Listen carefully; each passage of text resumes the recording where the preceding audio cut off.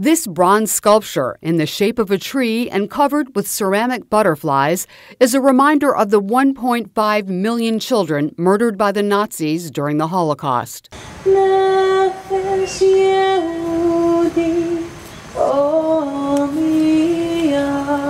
It's something 93-year-old Holocaust survivor Eva Fellner thinks about every day. Forced into a concentration camp at age 13, Eva managed to live to tell about it.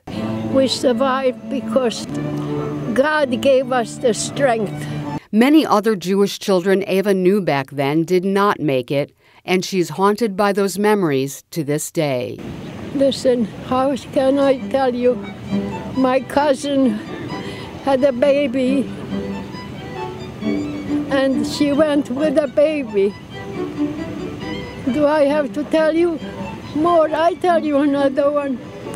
We went through the gate of hell into Auschwitz. Eva hopes this sculpture will remind others of the young lives cut so short during the Holocaust. Artist Bruce Gendelman enlisted the help of area kids to create it. They painted the butterflies that cover nearly every inch of the piece as part of the Butterfly Project designed to teach people about the Holocaust. The sculpture is now the centerpiece of an educational program they're holding here at the Morse Life Senior Community, home to more than 40 Holocaust survivors. And they'll hear from a Holocaust survivor or descendant from a Holocaust survivor telling their story. The sculpture debuted during a candlelight ceremony, with many seeing it for the first time, children especially fascinated by the butterflies. It's hoped those butterflies and this beautiful bronze tree will keep the memories of those who died in the Holocaust alive in our hearts and keep the promise to survivors like Eva Fellner that even in these troubled times, it will never happen again. This is Sheryl Kahn reporting for WPB-TV. I can't stand us. 73-year-old William Schwenzer is disabled after being hit by a car. It was that accident and a series of other setbacks that led to him losing his home and winding up on the streets. I just couldn't hang it. I don't know. Just things happen. And William's situation is not unique here at St. Anne Place, where those experiencing homelessness go for help. St. Anne Place can help you. Many of the client's circumstances seem overwhelming. Steve McDonald says he's suffering from terminal cancer, but unable to afford an apartment, Steve sleeps wherever he can. I sleep under a building, a garage overhang that keeps me dry. Is it scary? Yeah, I've been robbed twice. I got police reports and everything else. It's scary for all of us, not just me. It's stories like those that tend to keep Mary Manuel and Raven Green up at night. You get upset just listening to him talk, I notice. Oh, I did like I ain't supposed to. You're supposed to keep it together. Yeah, I'm supposed to, because he almost broke down like 3 times, and then I'm like, I gotta keep my focus. Because as members of the City of West Palm Beach's homeless outreach team, it's their mission to get as many people as they can off the streets and into permanent housing. They got an opening, I'll take it.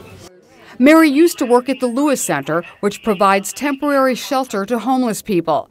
What she's doing now is much more comprehensive. Okay, so the care manager that she was referring to that's going to contact in 2 weeks, did I misunderstand that? She and Raven sometimes spend days, weeks, even months trying to line up housing, health care, and other critical needs for clients like William. He don't want to go to shelter, but he want to get off the street right now today.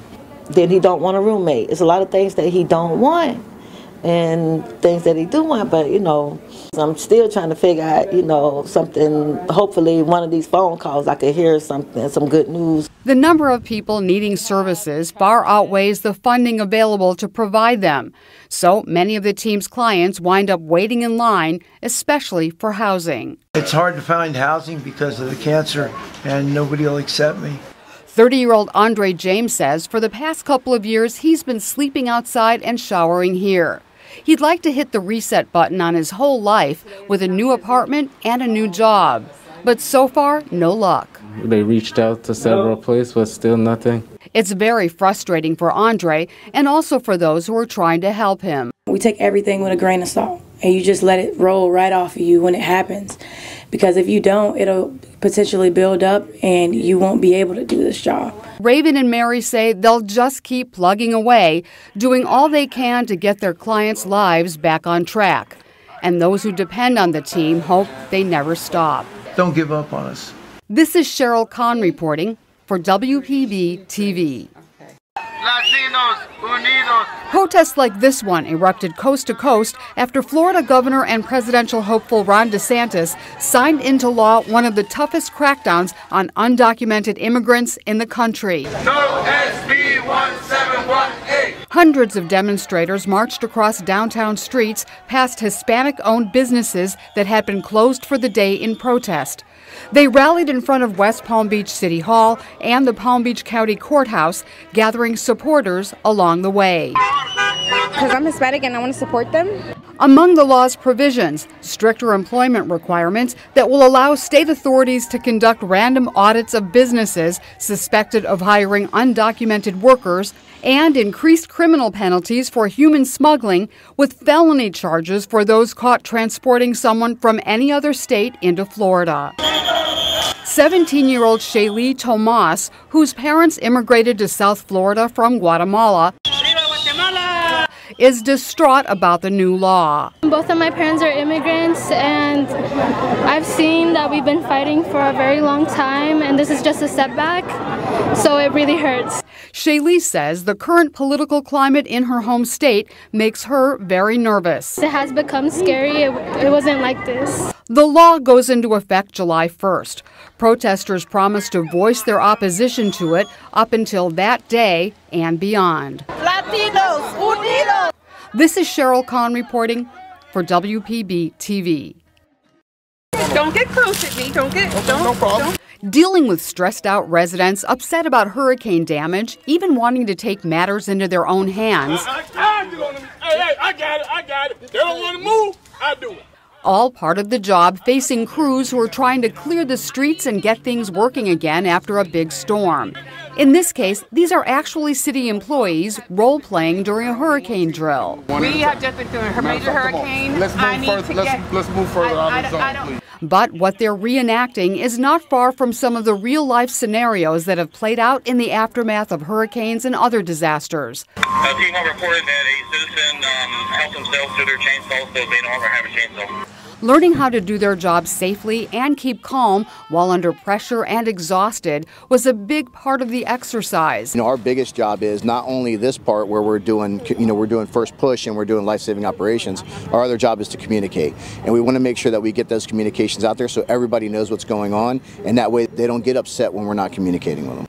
This drill covered just about every situation, with fake snakes planted in tree stumps, flooded streets, a victim who needed to be extricated from a crushed car, and a downed live power line in the middle of the street.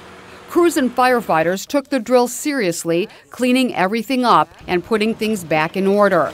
When it was all said and done, they went over what went well and what still needs work. Could be a small thing now, could be a big thing later. Walking around with the chainsaw, make sure you have the blade behind you, not in front of you. The crews will continue training as the clock ticks towards hurricane season. So while we all hope to be spared the worst of it once again, just in case we aren't, they'll be ready. The hurricane season is June 1st, right around the corner, so now's the time to prepare. This is Sheryl Kahn reporting for WPB TV. During spring training for the world champion Houston Astros, they are the fans with a plan. Armed with scrapbooks, baseballs, jerseys, even shoes, Jeremy! They're determined to get up close and personal with their favorite players. Right here. Some live near the ballpark of the Palm Beaches. Others flew in from Texas with their fully bedazzled, colorful Astros regalia. We are here for the season. So are Houston residents Donna and Jan, season ticket holders who haven't missed a single game in many years. We stay the entire spring training because we love our Astros. With bags of balls to be autographed and lots of competition from some very aggressive fans, the two friends have a strategy to get the players to walk over to them. Being kind and polite and non-aggressive to the players like some of these people are, pushing and shoving and yelling at them. You just stand here and wait your turn and they'll get to you. They'd been waiting for World Series MVP Jeremy Pena for 2 days but weren't ready to give up. Neither was 12-year-old Lake Worth resident Laurie. She and her family wanted to meet all the Latino players, especially those from their native Venezuela. And these Atlanta brothers, diehard baseball fans, were visiting their grandparents in Florida and trying to add to their autograph collection. 13-year-old Brady's ambitious plan was to get somebody to give him a bat. I'm going to get a bat. It's pretty obvious. I'm going to get a bat. That's pretty confident. I'm going to get a bat. So for the next couple of hours, they all lined the fence outside the practice field along with everybody else until finally this. Venezuelan superstar Jose Altuve stopped to chat with Laurie's family, so of course they invited him to dinner. You invited him to your house? Yes. What did he say? He said no because he had to work. Meanwhile, Brady did get some autographs, but not the bat he was after. But for Superfans Donna and Jan, a home run. What do you think of these ladies? They love you. They were here yesterday and I told them I was going to sign for them. So you're a good guy. I kept my promise. And we appreciate that. Yeah. Thank you so much. And that, these fans say, could just be a sign of some very good things to come once again for their very favorite team. Yeah, Astros! Woohoo! This is Sheryl Kahn reporting for WPB TV.